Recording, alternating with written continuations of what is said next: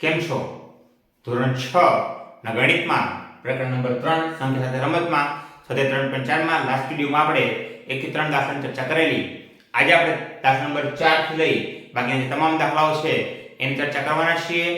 તો જો બાકીના જે દાખલાઓ છે એ આપ શીખવા સમજવા માંગતા હો તો વિડિયોમાં અંત સુધી બન્યા રહેશો.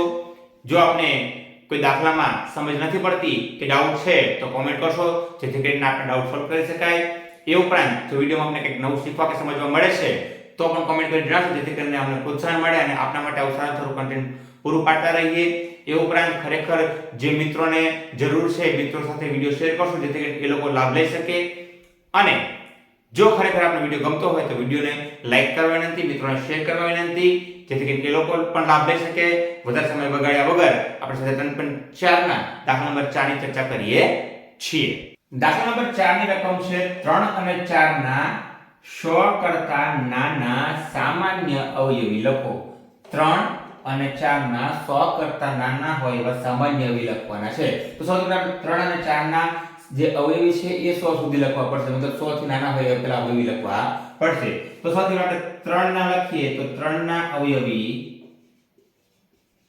શું થશે? 3 6 9 12 15 18 21 24 27 30 33 36 39 42 45 48 51 54 57 60 63 66 69 72 75 78 81 84 87 90 93 96 અને 99. 100 થી નાના 3 ના અવયવી આટલા થશે. હવે એ પ્રમાણે 4 ના અવયવી લખશું. તો 4 ના અવયવી થશે 4 8 12 16 20 24 28 32 36 40 44 48 52 56 60 64 68 72 76 80 84 88 92 96 અને 100 આવશે નહીં, કારણ કે 100 કરતા નાના આપણને અવયવી લખવાના કીધા છે. તો અહીંયા 4 ના અવયવી બધા 100 થી નાના આવી જશે. હવે બંનેમાં સમાન હોય એવા આપણે અવયવી લખવાના છે.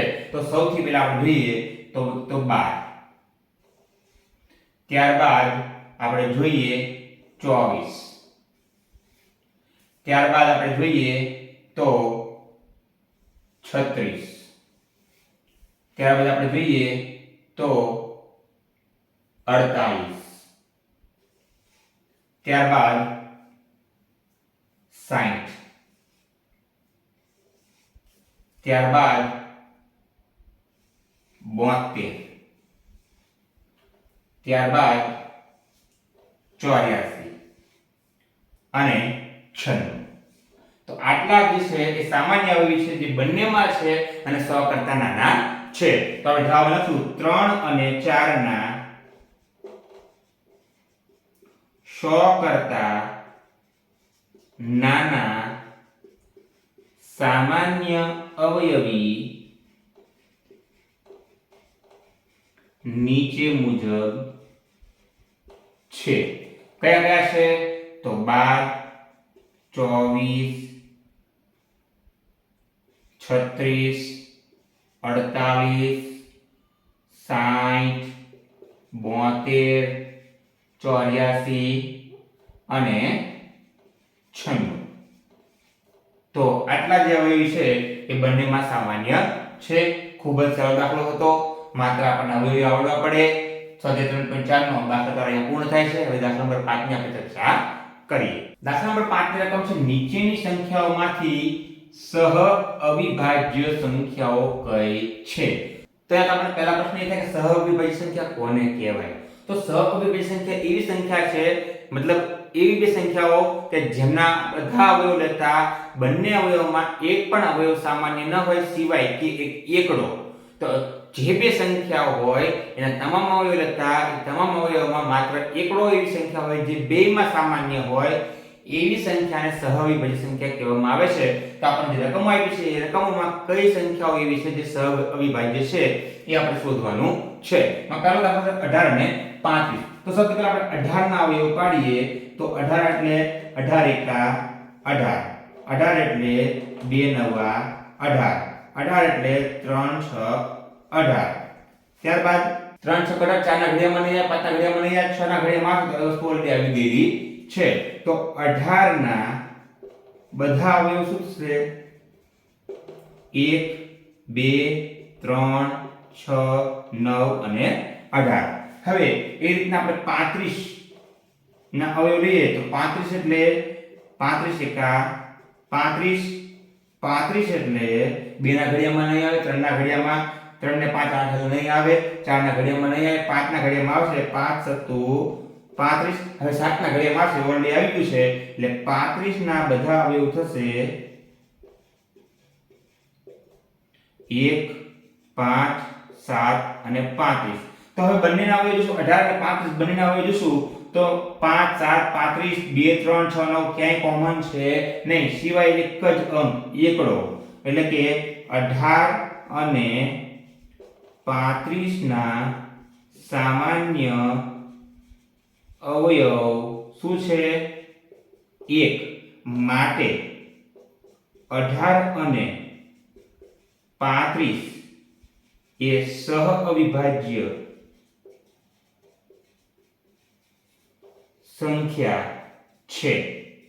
આ સંખ્યા જે છે એ સહઅવિભાજ્ય સંખ્યાની જોડ છે.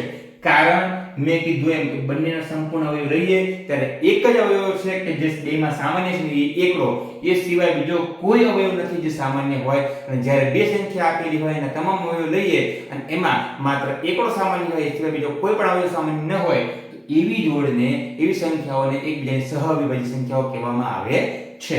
ત્યારબાદ 15 અને 37. તો આપણે પહેલા 15 ના અવયવ લખીએ તો 15 થશે 15 એકા 15, ત્યારબાદ 15 થશે 3 પંચુ 15. હવે આગળ ભાગ પડશે નહીં, આપણે સમજીએ છીએ કે હવે આગળ અવયવ આવશે 5 તારીખ 15 પણ એ ઓલરેડી આવી ગયેલું છે. અને 37 માટે લઈએ તો 37 એકા 37, આ સિવાય એના બીજા કોઈ અવયવ પડતા નથી કારણ કે પોતે અવિભાજ્ય સંખ્યા છે. તો 15 ના બધા અવયવ લઈએ તો શું થશે? 1 3 5 અને 15. 37 ના આપણે અવયવ લઈએ તો એ થશે 1 અને 37. વન્સ અગેન બંનેમાં કયા કોમન છે? તો માત્ર એકડો. બરાબર. તો 15 અને 37 ના સામાન્ય અવયવ 1 માટે 15 અને 37 એ સહઅવિભાજ્ય સંખ્યા છે. તો આ રીતના દાખલાની ગણતરી થાય છે.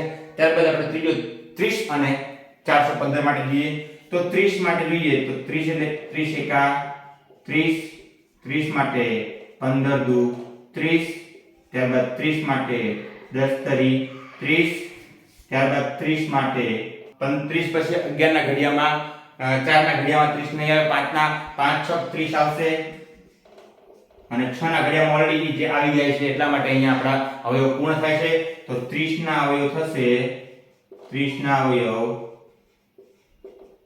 1 2 3 5 6 10 15 અને 30. તો 30 ના અવયવ થશે. હવે આપણે 415 ના અવયવ પાડીએ તો 415 માટે એક તો 415 એકા 415, 2 ના ઘડિયામાં નહીં આવે, વિભાજન ચાવી મુજબ એ એકવાર શીખેલું છે આપણને ખબર પડી જશે.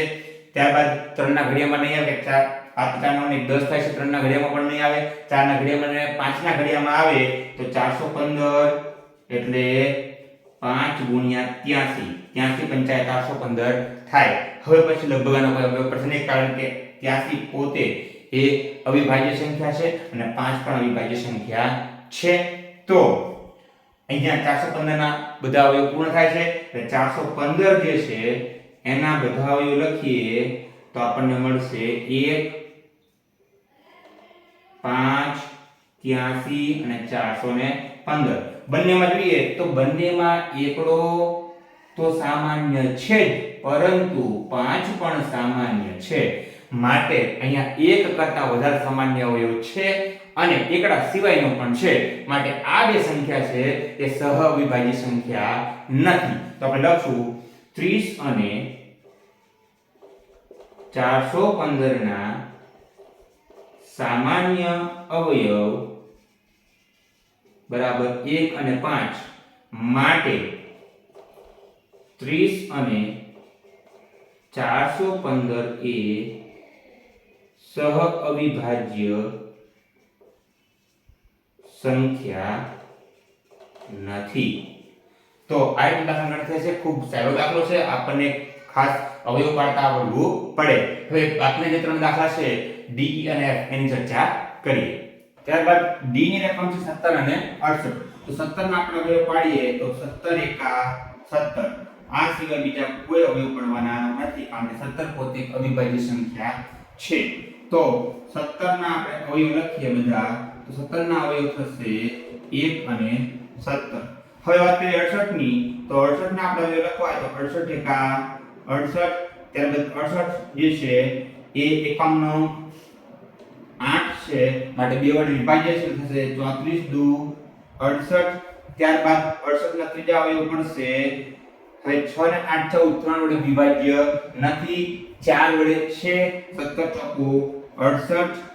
ત્યારબાદ 68 જે છે એ 5 ના ઘડિયામાં નહીં આવે, 6 ના ઘડિયામાં નહીં આવે, 7 ના ઘડિયામાં નહીં આવે, એમ કરતા કરતા ફરી પાછું 17 ચોકુ 68 આવશે. એટલે અહીંયા આપણા જે અવયવ છે એ પૂર્ણ થાય છે. એટલે 68 ના જે અવયવ થશે બધા અવયવ એ 1 2 4 17 34 અને 68 થશે. હવે બંનેમાં જોઈએ તો એક તો સામાન્ય છે જ, પણ એ સિવાય 17 પણ સામાન્ય છે. માટે આ સંખ્યા જે છે એ સહઅવિભાજ્ય સંખ્યા કહેવાશે નહીં. તો લખશું 17 અને 68 ના સામાન્ય અવયવ 1 અને 17. માટે 17 અને 68 સહઅવિભાજ્ય સંખ્યા નથી. ત્યારબાદ 216 અને 15 ની વાત કરીએ. 215 તો 216 ના અવયવ જે છે એ 216 એકા 216. બે ભાગ ચલાવીએ તો 216 ને 2 વડે ભાગીએ એટલે 108 દુ 216 થશે. હવે 216 ને 3 વડે ભાગ ચાલે છે કે નહીં જોઈએ. તો 6 ને 2 8 9 3 ને ભાગ ચાલશે, તો 3 ગુણ્યા હવે 3 ને ભાગ ચલાવીએ તો 3 સત્તા 21 અને 3 દુ 6 72 તરી 216 થશે. 3 દુ 6 3 સત્તા 21. ત્યારબાદ 216 જે છે એને 4 વડે ભાગ ચલાવીએ અને છેલ્લા બે અંક 16 છે એટલે 16 4 વડે વિભાજ્ય છે, માટે 4 ની ચાવી પણ લાગુ પડશે. તો 4 વડે ભાગ ચલાવીએ તો 4 પંચુ 20 એટલે 5 એક વધશે, ચોકો ચોકો 16 54 ચોકુ 216 થાય છે. ચોકો ચોકો 16 નો છોકરો વધીએ 4 પંચુ 20 ને 21, ચારે પણ ભાગ ચાલશે. હવે 5 ભાગ ચાલશે નહીં. 6 ભાગ ચલાવીએ 216 નો તો 6 ગુણ્યા 6 ભાગ ચલાવીએ તો 6 તરી 18 અને 6 36 એટલે 36 6 216 થશે. ત્યારબાદ આપણે આગળ ગણતરી કરીએ તો 7 તરી 21 ભાગ ચાલશે નહીં. 8 ભાગ ચલાવીએ તો 8 દુ 16 એટલે 5 વધે 8 તો 56 એટલે 216 નો ભાગ 8 એ ચાલશે. તો 8 દુ 16, 5 વધે 8 સત્તુ 56 એટલે 27 18 216 થશે. ત્યારબાદ 216 નો ભાગ 9 એ ચલાવીએ. 9 એ ચાલશે, 6 ને 8 9 થાય છે, 9 ચાલશે. 9 એકા 9 9 દુ 18, 3 વધે 9 ચોક 36 એટલે 24 નવા 216 થશે. 10 ભાગ નહીં ચાલે, 11 ભાગ નહીં ચાલે, 12 ભાગ ચલાવીએ તો 12 એકા 12, 12 દુ 24, 12 એકા 12, 9, 12 અઠા 96 ભાગ ચાલશે. 216 નો ભાગ 12 ચલાવીએ તો 12 એકા 12 ને 12 અઠા 96 એટલે 12 ગુણ્યા 18. હવે લગભગ સીધો જ 18 ભાગ ચાલશે એટલે હવે કોઈ ભાગ પડશે નહીં, મતલબ અવયવ પડશે નહીં. તેમ થાય પણ આપણે ટ્રાય કરીએ 14 માટે 13 તો ભાગ ચાલવાનો જ નથી. 14 માટે ટ્રાય કરીએ તો 14 એકા 14, 7 દે 76, 14 પંચા 70 થાય છે, 76 નો ભાગ આવવાની શક્યતા નથી. 16 માટે પણ ટ્રાય કરીએ તો 16 એકા 16, 5 વધશે 6 બાજુમાં 56 થશે, 16 તરી 48 એ પણ મેળ પડવાનો નથી. એટલે અહીંયા આપણા 216 ના તમામ અવયવ પૂર્ણ થાય છે. તો 216 ના બધા અવયવ શું થશે તો 1 2 3 4 6 8 9 12 18 24 27 36 54 72 108 ને 216.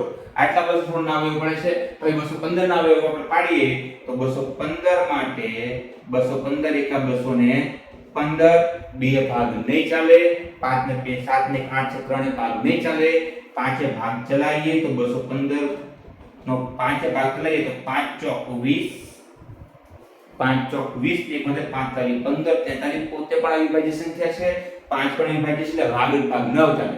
એટલે આપણને ખબર પડવી જોઈએ.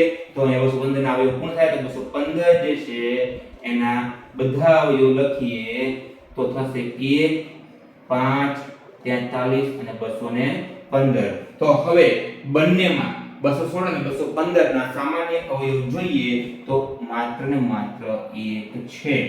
મતલબ 216 અને 215 આ સહ અવિભાજ્ય સંખ્યા છે. હું આની જગ્યા નથી લખતો પણ અહીંયા લખવાનું આપણે એવું આવે કે 216 અને 215 ના સામાન્ય અવયવ બરાબર 1 માટે 216 અને 215 એ સામાન્ય અવયવ છે. 99.99% આમ તો 100% જે બાજુની બે સંખ્યા હશે એ હંમેશા સહવિભાજ્ય હશે. ઉદાહરણ તરીકે 3 અને 4, 5 અને 6, 4 અને 5 આ તમે જોશો તો ક્યાંક ને ક્યાંક એ સહવિભાજ્ય સંખ્યાઓ હશે અને આ બે બાજુની સંખ્યા છે. ત્યારબાદ 81 અને 16. તો આપણે પહેલા 81 ના ભાગ પાડીએ તો 81 એકા 81 ના 2 વડે ભાગ ચાલશે નહીં. ત્યારબાદ 3 વડે ભાગ ચલાવીએ તો 27 તરી 321 એકડો વધી 2 3 2 6 2 8 એટલે 27 તરી 81. ત્યારબાદ 81 નો ભાગ ચલાવીએ 4 વડે ન ચાલે, 5 વડે ન ચાલે, 6 વડે ન ચાલે પણ 9 વડે ચાલશે. 9 9 81 થાય. એટલે અહીંયા આપણે બે આંકડા એક જ આંકડો સમાન આવે છે. અહીંયા આપણે 81 જે છે ને અવયવ પૂર્ણ થાય એટલે આપણે 81 ના અવયવ લખી શકીએ કે 1 3 9 27 અને 81. અહીં 9 બે વખત લખવાના થતા નથી. 16 ના આપણે અવયવ પાડીએ તો 16 માટે આપણે લખી શકીએ 16 એકા 16, 16 માટે 2 ભાગ ચલાવીએ 8 દુ 16, 16 માટે 3 ભાગ ચાલશે નહીં, ચોકો ચોકો 16. સેમ વસ્તુ અહીંયા બે સમાન અવયવ આવી ગયા છે. મતલબ કે અહીંયા આપણો અવયવ ભાગ હવે પડશે નહીં, પડશે પણ એ આવી જાય છે ઓલરેડી. બરાબર. તો 16 ના જે બધા અવયવ છે એ 1 2 4 8 અને 16 થશે. બંનેમાં સામાન્ય અવયવ જોઈએ તો એક તો એકડો છે. એ સિવાય લગભગ કોઈ સામાન્ય અવયવ નથી. એટલે 81 અને 16 નો અને 16 ના સામાન્ય અવયવ 1 નીકળે છે. માટે 81 અને 16 જે છે એ સહવિભાજ્ય સંખ્યા છે એવું આપણે કહી શકીશું. જગ્યાના અભાવના કારણે લખતો નથી પણ આપણે સમજી શકશો. તો 81 અને 16 છે એ પણ સહવિભાજ્ય સંખ્યા છે. તો અહીંયા દાખલા નંબર 5 પૂર્ણ થાય છે. હવે આપણે દાખલા નંબર 6 ની ચર્ચા કરીએ. દાખલા નંબર 6 ની રકમ છે એક સંખ્યા 5 અને 12 વડે વિભાજ્ય છે તો તે સંખ્યા બીજી કઈ સંખ્યા વડે વિભાજ્ય હશે? કોઈ સંખ્યા છે જે 5 અને 12 વડે વિભાજ્ય છે તો એ જ સંખ્યા બીજી કઈ સંખ્યા વડે વિભાજ્ય હશે જ્યારે પણ આવું આપવામાં આવે ત્યારે યાદ રાખવાનું, જો બે આંકડા જે છે એ સહવિભાજ્ય સંખ્યા હોય અને 5 અને 12 એ સહવિભાજ્ય સંખ્યા છે, તો એ સંખ્યા છે એ એના ગુણાકાર વડે પણ વિભાજ્ય હોય. એટલે કે એક સંખ્યા 5 અને 12 વડે વિભાજ્ય હોય તો તે સંખ્યા 5 ગુણ્યા 12 એટલે કે 60 વડે પણ વિભાજ્ય હોય. બહુ ઈઝી વસ્તુ છે કે કોઈ બે સહવિભાજ્ય સંખ્યા આપણને આપેલી હોય અને એ બે સંખ્યા વડે કોઈ એક સંખ્યા વિભાજ્ય હોય તો જે વિભાજ્ય સંખ્યા છે એ બંનેના ગુણાકાર વડે પણ વિભાજ્ય હોય. બરાબર, આ એનો સિમ્પલ શોર્ટ જવાબ છે. ત્યારબાદ દાખલા નંબર 7 છે કે એક સંખ્યા 12 વડે વિભાજ્ય છે તો તે સંખ્યા બીજી કઈ સંખ્યા વડે વિભાજ્ય છે. આના જો દાખલા છે પણ થોડો અલગ છે. અહીંયા આપણને બે અલગ અલગ સંખ્યા આપી હતી, અહીંયા આપણને સિંગલ સંખ્યા આપી છે. તો એક વસ્તુ યાદ રાખવાની, કોઈ પણ સંખ્યા આપણને આપેલી હોય એ સંખ્યા વડે કોઈ સંખ્યા વિભાજ્ય હોય તો જે સંખ્યા વિભાજ્ય છે એ સંખ્યા, જે સંખ્યા ભાજક છે એ સંખ્યાના તમામ અવયવો વડે વિભાજ્ય હોય. એટલે કે જે સંખ્યા 12 વડે વિભાજ્ય હશે એ સંખ્યા 12 ના તમામ અવયવો વડે વિભાજ્ય હશે. તો 12 ના અવયવ જે છે આપણે લખીએ એ જ સંખ્યા વડે એ સંખ્યા વિભાજ્ય હશે. તો કોઈ સંખ્યા 12 વડે વિભાજ્ય હોય તો તે સંખ્યા 12 ના અવયવ ક્યાં થાય? 1 2 3 4 6. 12 તો પોતે અવયવ છે જ, એટલે 12 વડે વિભાજ્ય આપણે લખ્યું છે, એટલે આટલા વડે પણ વિભાજ્ય હોય. ખ્યાલ છે? કોઈ પણ સંખ્યા છે 12 વડે વિભાજ્ય હોય તો એ સંખ્યા છે 12 ના જેટલા પણ અવયવ છે એ અવયવ વડે તો વિભાજ્ય હોય જ. બરાબર, કારણ કે 12 થી નાના એના અવયવ છે. જો 12 સંખ્યા વડે વિભાજ્ય હોય જે તે સંખ્યા છે એના અવયવ વડે વિભાજ્ય હોય. અને જ્યારે સહવિભાજ્ય સંખ્યા આપેલી હોય, જ્યારે બે સહવિભાજ્ય સંખ્યા આપેલી હોય અને એના વડે કોઈ સંખ્યા વિભાજ્ય હોય તો એ સંખ્યા જે છે એ બે સહવિભાજ્ય સંખ્યાઓના ગુણાકાર વડે પણ વિભાજ્ય હોય. આ આપણે સમજવાનું છે. તો આ 3.4 જે છે એમાં દાખલા નંબર 6 અને દાખલા નંબર 7 પૂર્ણ થાય છે. એ સાથે સંપૂર્ણ 3.4 પૂર્ણ થાય છે. આશા રાખીએ સાથે 3.4 ના આ જે બાકીના જે ગણાયેલા દાખલા છે, એટલે કે દાખલા નંબર 4 થી લઈ અને જે 7 દાખલા ગણાવ્યા એ તમામ દાખલાઓમાં આપણને સમજણ પડી ગઈ હશે. તેમ છતાં કોઈ ડાઉટ છે તો કમેન્ટ કરશો જેથી કરીને ડાઉટ સોલ્વ કરી શકાય.